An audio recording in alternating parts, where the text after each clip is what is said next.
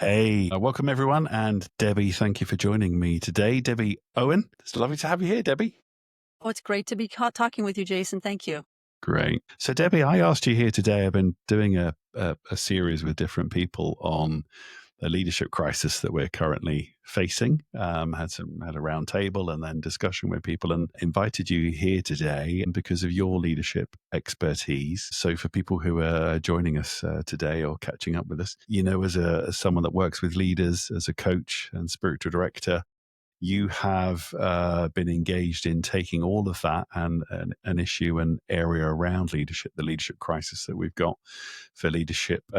We use the word resilience for now till we talk about it within your doctoral research. And I was your, I guess, your subject matter expert and professor working with you, which is a privilege, but I've been so taken by the project that you're doing, your previous expertise and what you're discovering and putting together. I said, hey, can I interview you so that I can let as many people as possible know about what you're doing for leaders? So thank you for being here for Yeah, that. yeah. Thank you for the Great. invitation. So what we're going to do, our agenda today is just want to have a little chit chat with you and from your expertise around this issue of leadership crisis and what's happening. And then as a response to that, really explore the research that you're doing, the doctoral research on leadership, because it's absolutely fascinating what you're discovering and putting together. And then we've got an amazing offer for people, leaders who are, as I say, want as many leaders as possible to know about this, and also the opportunity that there is with your research and to engage with it.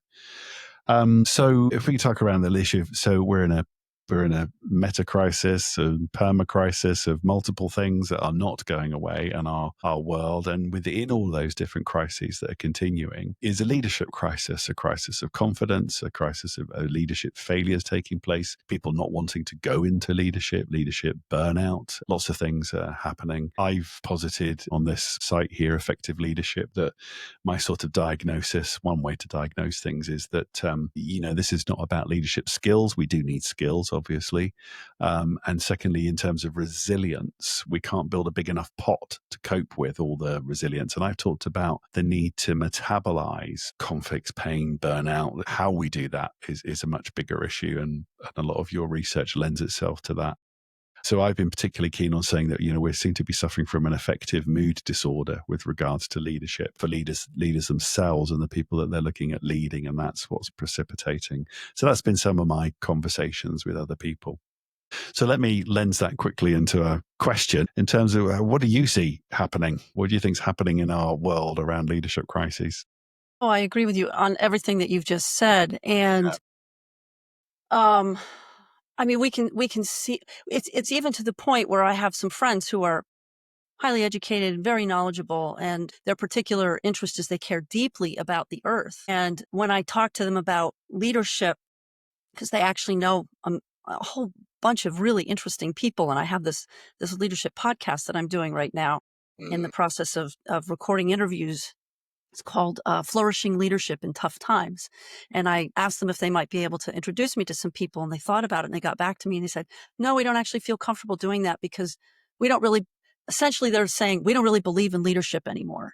And so when we've gotten to the point where educated, knowledgeable, deeply caring people are saying, we don't believe in leadership anymore, we really do have a crisis. Yeah. Me I too. also think that the leadership crisis that we're facing is a spiritual crisis. And when we forget who we are and who we're supposed to be and how we've been created, when we forget that we're supposed to be in relationship with other people, first and foremost in relationship with God, and then how that is supposed to be embodied in the way we experience our relationships with other people. When we forget that, then, I mean, all bets are off. And we see it over and over and over again here in the US. I would like to think it's not as bad in the UK, but you can let me know.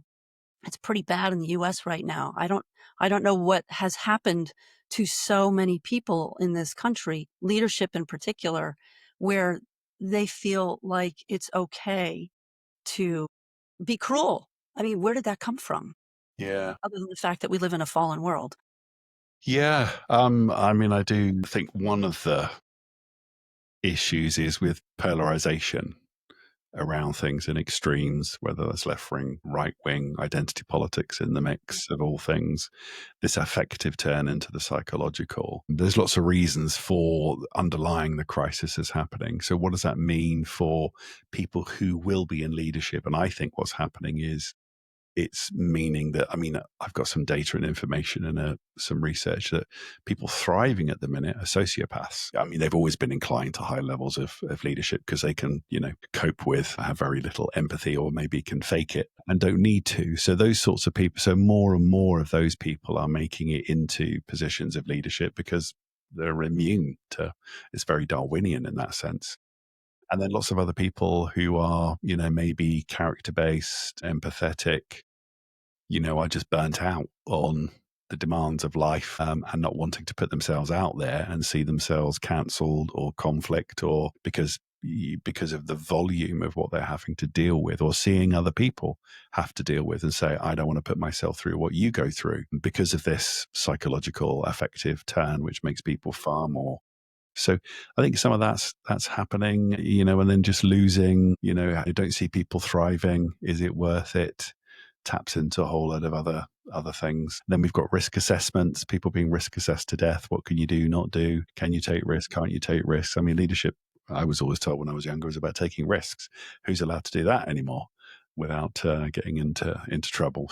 There's some of the things I see. What about you? Yeah, I agree with everything you said again, and I think so. One of the things that I've done is I've read the book Jesus and John Wayne, and we've read a couple of other books Yeah. that are talking about the history of how we've gotten to where we are. And a lot of it has to do with the people who feel like they don't have a voice, and the people who have been in leadership so far have not been able to address the problems that they feel. And when we feel that we're threatened, we need to be able to blame somebody. I mean, that's the normal way things go. And so who's the other? And that's where that polarization comes up.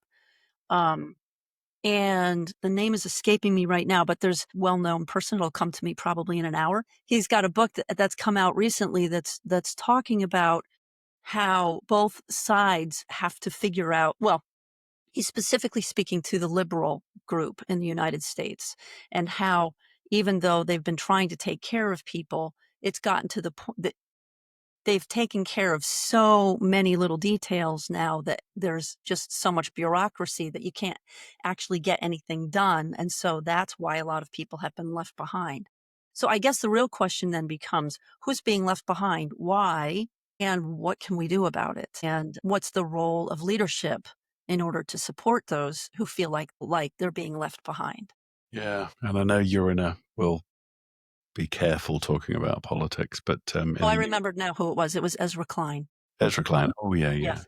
Yeah. So in a US context, I mean, I'm British, Yes. and I'm, constantly amazed at, I think I'm not saying you do, but many Americans, this is part of a problem I see. Many Americans seem to think if you mention Jesus in public and politics, you're automatically a Christian nationalist. You're not. This is the polarity. Everyone's immediately a Christian nationalist, right wing fascist. And similarly, if you, are more inclined towards the left, and this is how identity politics works, and you mention immigration, the poor, the environment, suddenly you're just a woke ideologist, Woke, as if being woke is bad. Yeah, well, we won't explore that today, but how both sides end up just shouting at one another, and that's what identity politics does, Right. to each other, instead of being able to listen. I mean, how do leaders model listening? I think it's one of the reasons they give up. They just go, it's just not possible, because as soon as you start to try and talk about, hey, here's what I think, the other person has already put you in a box and shut you down, and on both sides of this. So that's one of the things we need to get better at doing in ways that are life-giving. Listening. Yeah, I was actually reading an article that came out in the Renovare blog recently, and it was about listening. And the thing that stuck out for me was, as you're listening there were several things that she mentioned, but the one that stuck out in particular was, as you're listening to somebody, especially if you feel like your dander is getting up and you're working hard to breathe and stay calm, Yeah. the thing to do is to ask yourself, where is God in this situation? Mm. Where is God in this conversation? Mm.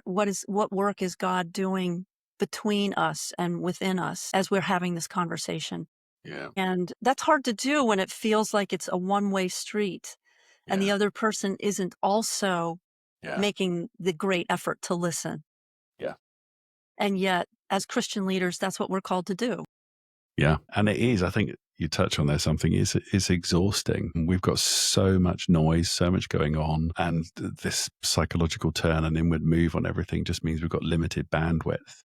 So things like how cognitive bias works, we're shortcutting everything because we don't have the ability, space, time to process everything. I can't learn one more thing that comes up in the news and feel like you have to become an expert on it because everyone shouts at one another on it, and you think I need to find it. It's like tariffs. And by the way, we're not going to talk about Trump, but I'm like, do I need to know what is a tariff? Do you know, where does it stop? Every single thing that people shout at each other about, you're like, have you got to become a world expert? You can't. So our cognitive bias kicks in. I do think, I'll ask you a question on this, our cognitive dissonance, we're prone to it. And that's where facts and information come into conflict with what we think we believe. And our brains are very sophisticated at holding on to beliefs until they stop working. And often it can take tragedy. People know this: tragedy, disaster, grief, or Right. huge amounts of data. And we probably all know this. You think you talk to someone and they go 2 + 2 = 4, and they go, no, it's 5. And you're like, how did we get there? And they can't even track the working out. Well, this is one of the problems with conversations. The ability to talk about something, oh, I see that. We are so overwhelmed. We can't, cognitive dissonance kicks in. I hate this. I don't like this. I'm exhausted by this. So I'm just going to jump straight to you're a terrible person, or I disagree with you. Why do you disagree? I can't tell you why I disagree. I just do. Just do. That's right. Have you Right. noticed that? Oh, yes, for sure. And that's why the conversations are so difficult. And Mm. then it also reminds me of what I learned from Jim Wilder, which I'm sure you probably know, Yeah. and that is where we get into the enemy mode. Yes. And anybody that we Yes. label a threat unconsciously, Yes. our body kicks into fight or flight, Yeah. and usually fight. And that's when the conversation becomes very difficult to engage in because Mm. we cognitively, we can't even get up to the prefrontal cortex. We're stuck in the amygdala. We're stuck in the adrenaline and the Mm. cortisol that's causing us to go like this instead of engaging the parasympathetic nervous system Yeah. Breathe. and that's what calms down those neurochemicals. And that's the only way that we can begin to engage. But again, if the other person isn't willing to engage, then it feels frustrating. And that's where people of all times, not just leaders, but anybody who's trying to have a compromising conversation, we get stuck. Yeah. We do. Somewhere along the line, many, many, many years ago, something that think it helps me and I have to notice when I'm being hijacked in conversations and threatened. I had one the other day with someone, and I remember thinking, oh, okay, I'm switching away from being able to be present to reacting. So I took a step back internally. And then I didn't like what the person was saying and how they were saying it. And I have a little phrase I say to myself, which is, it doesn't diminish me to consider this. Yes, I love that. And You that taught little, that to us in class, and it's a oh, did great, I? yeah, it's And great. I said it. So maybe this is completely wrong. So what? And I was able to then suddenly, dial down the fight or flight or thing. It's amazing how hardwired it is. And we're so tired and it gets more conflictual, doesn't it? I mean, that's the thing I'm really sad about, is watching the way friends that I know are tearing lumps out of each other in a way that they never would. And it's, then it makes it really hard to not respond. I'm sure. I'm fortunate I'm really not facing that very much. But Good. yeah, I'm noticing it with especially online. yeah. So let me, Debbie, and then we'll get on to your research in a moment. So if you were to, out of all the crises that's happening and stuff, with all the work you do with leaders, if I came to you as a leader and said, Debbie, tell me one thing, what's one thing I could understand and practice that would help? What would you say? Oh, what a great question. I mean, the thing that comes to my mind immediately and I'm assuming that this is a Christian leader who's talking to me, is to re-engage with spiritual practices that would connect you to the deep love of God. And Mhm. that's what I based most of Mhm. my work on too, is our Yeah. belovedness. It starts out by believing that we are beloved children of God, Mm. and that is the basis for everything, really. Wonderful. Well, let me press into that because I guess a lot of Christians go, yeah, I've heard that all my life, connect to the deep love of God. I think we usually find out when we burn out, break down, things aren't working, that we weren't connected to the deep love of God. It's one of those highly conceptual things that we know is good for us, but how does that mean for leaders? Yeah. Well, I mean, we have Brother Lawrence who tells us to practice the presence of God constantly. And how do we do that? Well, some people, like on my phone, I have little things that pop up every half hour that are just little scriptural verses. And, Yeah. over the course of the day, I may stop and really look at 5 of them Mm. instead of all 12 or 15. But that's 5 times that I'm stopping and thinking about God when I would normally, because I spend a lot of time in front of my computer. I'm a writer, and so as well as a coach. And so I spend a lot of time in front of my computer. And when I stop and read that little Bible verse from God, that's like God speaking to me saying, "Hey, knock, knock, I'm here." So it could be something as simple as that. I mean, there are many religious traditions that have prayers throughout the day, whether it's Islam with the 5 times a day, or praying the hours, or whatever it might be. So getting into a rhythm of stopping even briefly just to say, God, you're here. I'm not alone. I don't have to do this by myself. Yeah. And that's where we get into, when we think that we're doing it by ourselves. That's functional atheism. And I don't want to be a functional atheist. I confess that there are many times during the course of every day when I become a functional atheist. But just to be reminded, oh no, I'm not alone, and I don't have to make this decision by myself, and I don't have to try to find the right words here, either talking to you or to a client or to a directee, or in the writing that I'm doing. I don't have to come up with the right words myself. I know God will help me with that, but I have to ask. Yeah. And so I Awesome. think that's the key for me, is that's that daily Right. rhythm. Yeah. Yeah. Brilliant. Brilliant. Thank you. Thank you. Just nice to get you here from your experience and expertise. And you have a lot. And by the way, I'll be in the notes. What do they call it? The show notes, links to you all and what you do and other stuff. It was great to chat some of that through with you. But what I do now is, can I look at what you've been putting together, Yes. the Wellspring for Renewal program, which you've been, as I understand it, taking your life's work and experience plus your doctoral research and looking at something for leaders to help them. Can we segue into that? Yeah. Sounds great. So this leadership experience that you're putting together, called, I think, is Wellspring for Renewal. Can you tell us what it is and why it might be helpful right now for people? Yeah, sure. I'll start by saying that ostensibly it's for ministry leaders, and that can be people Mm. in any aspect of ministry. Yeah. And it can also be Christian leaders who are in nonprofits or in the marketplace, but who are really desiring to approach how they show up and how they manifest God in their lives in more faithful way than perhaps they've been able to. And a lot of it has to do with feeling overwhelmed and burned out. And, an overwhelm, a great image for that is when you think about um, Noah in the ark and the rising water around the ark, and he and his family and those animals are stuck in the ark, and the water just keeps rising and rising and rising. That's that feeling of being overwhelmed. And then also burnout. The World Health Organization defines burnout with 3 key elements. And that is emotional exhaustion, cynicism, and a sense of being ineffective. Mm. And when even a couple of those are present, then it becomes difficult to show up as your best self. Yeah. And that's what we want, right? We want to be able to be more and more Christ-like all the time. We're Mm. supposed to be undergoing this process of transformation by the power of the Holy Spirit. And when we are overwhelmed or burned out, we can't do that anymore. So I have found that many ministry leaders or even lay leaders are carrying more than they can sustainably hold. They're trying to lead and function normally, but their tank is empty. They're often spiritually depleted, they're feeling emotionally isolated, or they're discouraged by the demands and expectations of others. If we're looking specifically at pastors, just for a moment, research from Barna and Lifeway confirms that this is a crisis. They say 42% of pastors have considered leaving full-time ministry over the last year or so.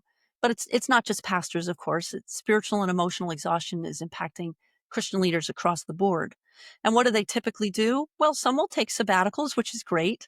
But most people just try to power through, or they tweak their calendars, or they go for more training and tools and strategies, but they never fully recover or find joy in what they're doing again. And the root of the problem isn't just a busy schedule. It's a high level of stress Yeah. that they don't know how to manage. And like I said, that often comes from people's expectations, and maybe the leaders need to be able to set limits and boundaries. It's so hard to say no sometimes when we care so deeply. But it also stems from a deep disconnection from God and from their true identity in Christ. We talk about identity politics. If we can just be grounded, rooted, as my blog is Rooted and Rising, if we can be rooted in abiding in Christ, that's our true identity, is beloved. So I would say that the Wellspring is different. It's not just a skills workshop, although there are some skills that we'll be teaching, of course, and spiritual disciplines, but it's a holistic journey. I prefer to think of it as a journey where we're going to be looking at inner transformation from restoration and renewal that leads to outer clarity, purpose, and spirit-led action, so that these leaders can discover a new sense of God's calling, and they can develop sustainable leadership practices that don't impact their personal lives, and they can find renewed joy in service and in their most important relationships with their family members. Mm. So we're going to begin this journey with deep soul care, where we're Mhm. going to do rest and spiritual direction, and as I said, rooting themselves in their belovedness, and gradually over the course of the year shift into a vocational discernment and renewed leadership clarity. And so the program integrates several aspects. We've got spiritual practices that kind of reorient our identity in Christ. And we've got neuroscience-informed tools for emotional regulation and stress resilience. We've Right. got peer circles, the Wellspring circles that foster trust and vulnerability and ongoing support. And we'll have some immersive retreats for presence and silence and spiritual depth. So, and I would say this isn't just about helping leaders stay in the game, because a lot of times leaders will say, I don't know how much longer I can do this. So Yeah. it's not just about staying in the game. It's about how do you become, well, one of our favorite words, right? An undefended, emotionally intelligent, spirit-led leader who can actually flourish for the long haul because, as Christ taught us, they're able to abide in Jesus and lead from the inside out. Wonderful. So you touched on a bit there how this is the nature of what you're putting together. I guess a lot of leaders listening to this are going to be thinking about they'll have had coaching or leadership programs they've been on. And this sounds quite different. How do you see this as complementary to, and how do you see this as different for people? Well, I would say that traditional leadership coaching often starts with goals. What do you want to achieve? How can we help you succeed? And those are excellent questions. But when someone's feeling exhausted or overwhelmed or disconnected from God and others, that's not the right starting point. Mm. So what we're doing that's different is we're not starting with performance. We're starting, as I've said, with belovedness. Mm. We want to help leaders be able to slow down and return to God Mm. as performers or problem solvers, but as deeply beloved sons and daughters. This is spiritual formation. It's not only leadership development. And it's not a solo journey. Our participants will be walking together in the Wellspring Circles, which are small groups that meet monthly with a trained mentor. There's vulnerability, prayer, mutual encouragement. These will become anchors of transformation. So it's cohort based. It's research. It's retreat supported. It's formation driven. So it's not a one-time event with a download of tools and strategies. And I think the other thing that is different from a lot of programs out there, remember, I'm calling this a journey, not a program, is is that we're going to be integrating neuroscience and emotional intelligence. I know a lot of organizations do include that as well, but I think it's important to highlight that. So that's one of the areas of Yeah. compatibility, and not all of them do. And I think it's important because we have to understand how God has made us for transformation. How Yeah. did God create us for transformation? And then once we know that, what do we do with that? How we want to understand the nervous system, our emotional responses, our relational patterns, so that we learn to regulate stress and we can engage with conflict calmly, as you and I were talking about, and we can lead with deeper self awareness. So these are not add ons, they're part of the way we help leaders become, Yeah. here are a couple of buzzwords, undefended and resilient in the spirit. So it's about cultivating who we're becoming. I want Mm. to be the kind of person who can lead well, love well, Mm. live well, long after this journey ends. So you used the phrase inside out leadership. Tell us a bit more about what that means and what it means for you as you're working with leaders. Yeah, so inside out is more than just a catchy phrase, although it's kind of a phrase that I have been using for my book and for a lot of things at this point. It is a theological and psychological um, I guess, conviction that's rooted in Jesus's words to the Pharisees when he said, "You clean the outside of the cup, but inside you're full of greed and self-indulgence." Mm. And we know that God cares most deeply about who we are becoming, not just what we're producing. Mm. It's not, he doesn't want us to be legalistic. So in today's leadership culture, even in the church, we often reverse that. We lead from performance. We're counting butts and seats and, what the income is and stuff like that. Where we're leading from pressure and from anxiety. We take in more tools and strategies without ever tending to the root system. But spiritual leadership can't be sustained by the outward self alone. It's that inside out leadership that starts with rest and surrender and soul formation. Mm. It means tending to the nervous system. It means healing from the old patterns of shame or drivenness or attachment. We're learning how to lead from a secure foundation of our identity as God's beloved. And that's the basis from which we build the leadership skills, not just with cognitive tools, but with a lot of emotionally intelligent and spiritually attuned practices so that leaders can discern wisely, relate well, and lead from peace instead of pressure. And Great. I like to use the metaphor of a wellspring to point to that inner source, Yeah. Jesus's own image of living water that rises up from within. So we don't just need refreshment, we need a new source for leadership. And that's hopefully what we're going to be forming. Mm-hmm.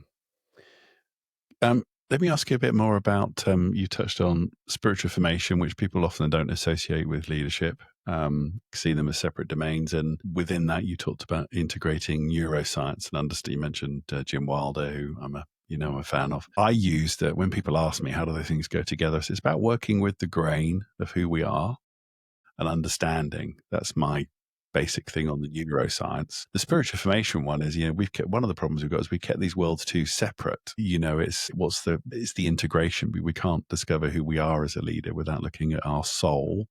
And to look at our soul is an intensely spiritual activity. So I just wonder, just tell us a bit more about, as you designed the program, how these things all work together for leadership. Yeah, thank you for asking that question. I think it's really important. I think of neuroscience and spiritual formation as two sides of the same coin. Mm-hmm. One helps us understand how human beings are wired, and the other helps us become who we were created to be. So when Jesus invites people to come to me, all who are weary, he wasn't just offering intellectual relief, he was offering rest that touches the whole person, body, mind, and soul. Mm. So neuroscience gives us, I guess, the vocabulary, the language, and the insight into what's happening in our bodies and our brains when we're under chronic stress or when we're anxious or feeling stuck in burnout. And it's why sometimes good intentions and spiritual disciplines don't always work Yeah. because we're hijacked by survival mechanisms and dysregulation, as we were talking about earlier. So if a leader's nervous system is constantly on high alert, they may mistake adrenaline for calling. or they may mistake control for conviction. So neuroscience helps us notice that so we can shift by regulating, breathing, resting, listening, discerning. That's how we make room for God's Spirit to form us. Mm. And that's why Wellspring begins with rest, not because it's easy, but because it's essential. Yeah. And it's why we introduce right brain practices like silence, breath prayer, and embodied awareness, as well as other spiritual disciplines. Yeah. Because these are the practices, as I said earlier, that calm the nervous system and allow us to receive God's presence in ways that actually change us, not cognitively, but emotionally and spiritually and cellularly. So, neuroscience helps leaders experience spiritual formation as real transformation. And it's not just more information. And that's what brings the inner life to the outer life. And that changes everything. Brilliant. Love it. Wonderful. So we said at the beginning of this how this was, I think you've got quite a big vision for what you're exploring, Debbie. And I've loved that when we've had previous conversations away from today. You've mentioned Rooted and Rising, which is your Substack, isn't it? And again, I'll put links in that below for everyone. But I think you've also got aspirations for something you're calling the Inside Out Leadership Center. Tell us about. So Wellspring for Renewal is the starting point. This is actually something that's been in the back of my mind for over a year. And it's just been recently that all of a sudden, all of these ideas have started to coalesce. Yeah. So I'm paying attention. That's one of the things, right, is we need to pay attention. So it's the starting point, but I'm developing a nonprofit that I would call Rooted and Rising. So that would be the umbrella. And that would house the Inside Out Christian Leadership Center, which is a place where Christian leaders can find not only renewal, as we've been talking about through the Wellspring, but also long-term formation and discernment and strategic support. So again, transformation is from the inside out, is the heartbeat of the center. Yeah. But I have kind of a plan for a multi-phase formational pathway so that there would be 2 core courses. This Wellspring is kind of a phase 1. And I'll also say, I don't think you have to be completely burned out to get a lot from this journey. So even if you feel like I'm doing pretty well, I think I'd be okay. I don't know if I'm not feeling burned out. I don't know if I'm the right person for this. I think you would gain a lot from this journey because, as you've indicated, I'm pulling together really, honestly, decades worth of exploration and experience into this doctoral project. So the first course is the Wellspring, and then the second one would be kind of a visioning and strategy course. So once you feel like I'm on a pretty good footing and I have a pretty good sense of how to maintain boundaries and I feel more connected to God and my family and et cetera, then, well, what's next? Is God calling you to something else? Maybe, maybe not. But the visioning and strategy course would be, where do we go from here? And I have been developing I'm pretty excited about it, actually. It's a whole coaching modality that integrates a lot of other modalities. So it's going to be in the PDP version of the Enneagram, which comes from Dan Siegel's research, and IFS, which is internal family systems. And I'm very intrigued. I'm actually starting to experiment with it myself right now with Todd Herman's idea of the alter ego strategy, which I think is fascinating, which is a lot of high level performers, whether they're in sports or the arts or other places, they develop an alter ego, which helps them get past the internal self-sabotage so that they can actually do the things that they feel called to do and they know that they want to do. So what does that look like? So that would be part of it. Tony Robbins' 6 human needs are part of it. So how do we, and the Jungian archetypes as developed by Carol Pearson in her book. So all of these layers about the voices that we hear inside of us, those are the parts of us. And how do we manage the parts of us that are struggling and then reach into those with a spirit-led self, which is part of IFS. So anyway, I'm still working out the details on that, but I'm excited about how that could be integrated. So there would be the 2 core courses and optional practicum. This would be kind of a certification track. And then I also envision offering short courses. I'm actually almost completed creating the videos for a discipleship course that I would like to offer. It's just 6 modules. So that's a short course, spiritual direction, free resources, retreats, things like that. So this Christian Leadership Center would be kind of the grand vision. So we'll see. We'll see. And I would love to be able to make it a nonprofit so that people can donate and I can apply for grants. And that way, people who can't afford to do what they feel called to do, there will be scholarships available for participants. And Debbie, what's impressed me, we've got to know each other with you as a student and as a peer learner in the doctoral program that you're in, is that you're not just using frameworks from other people, a standard coaching thing you've been on and using it. You've got thousands of hours of coaching and spiritual direction and training.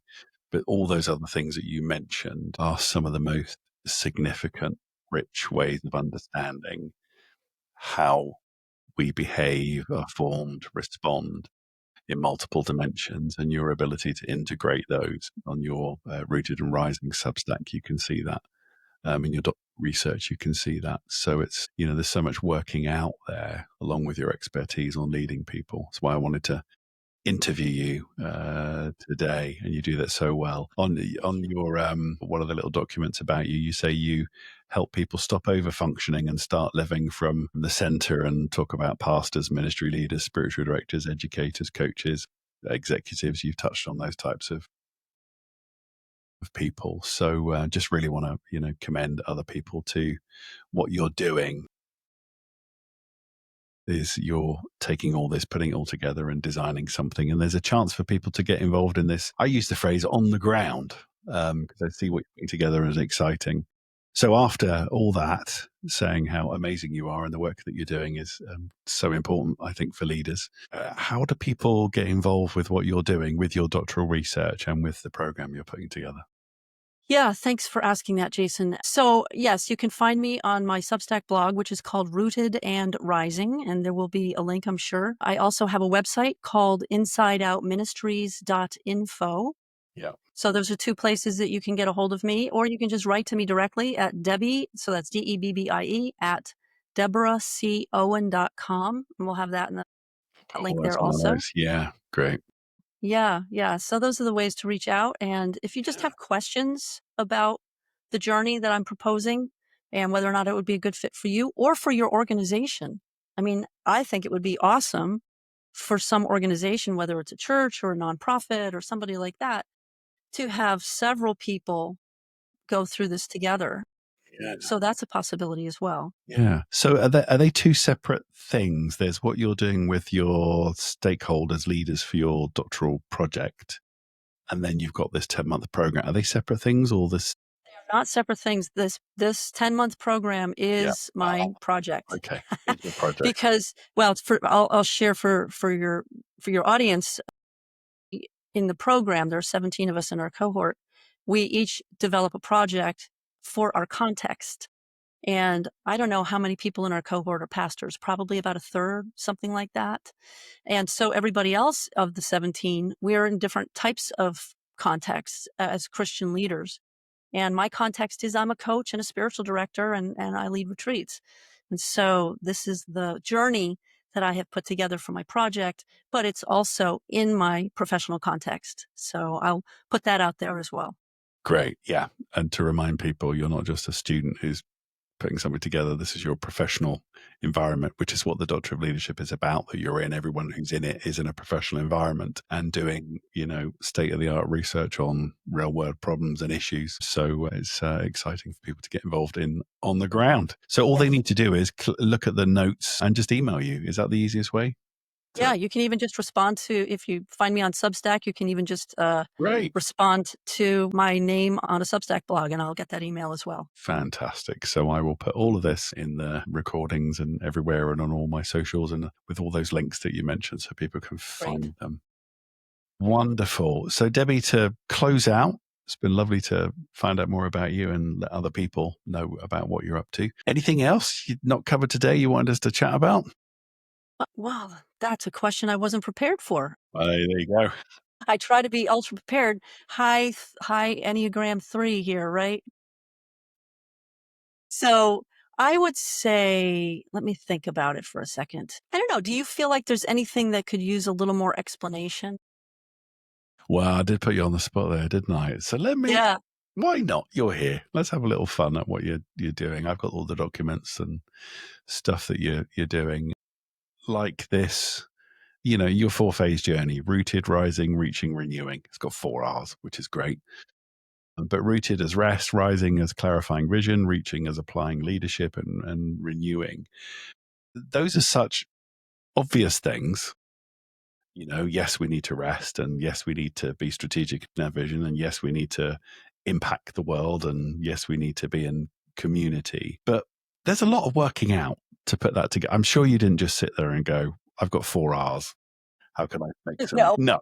See, there you go. Because you're not that kind of person, and you've done the work for it. So how did you, what's it like to distill? What's the moment where you go, these 4 things are not just all begin with R, but they're really important to the process?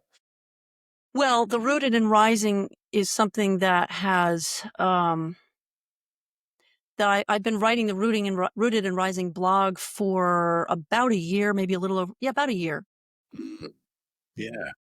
So I wanted to not massage. I wanted to work out what that means. What does it mean to be rooted in Christ, and what does it mean to be rising in Christ? And so I have some early articles on the blog about that. I would probably write them differently today as I've gone through this process, this journey myself. And so in short, to be rooted means to be abiding in Christ, and we need that. And then to be rising in Christ means to be able to become all that Christ has made us to be. And then what does it mean to reach, the reaching out? Well, that's then how do we embody the love of Christ in the world, which is in such desperate need. And then the last one was, what was off the top of my head? Your own framework, renewing. Renewing. That's what I thought it was. It was renewing. There you go. Yeah. So, and that involves reflection as well, right? And becoming new, because that's what we're invited to as followers of Jesus. We're invited to become new every day. Yeah. And what's the process of becoming new every day? Well, some days I'm good at it and some days I'm not. And thank God for grace. We need to give ourselves grace. We need to give other people grace. And we need to accept the grace of God in order to be renewed. And so I think that that's really important as well. Brilliant. Brilliant. What a great place to finish. Yeah. So Debbie, thank you again, and I hope people do come and find you, your articles and all your resources, and connect with you, and commend everyone to you. Thank you. All right. Thank you so much for this conversation, Jason. I really appreciate it. All right. Bye.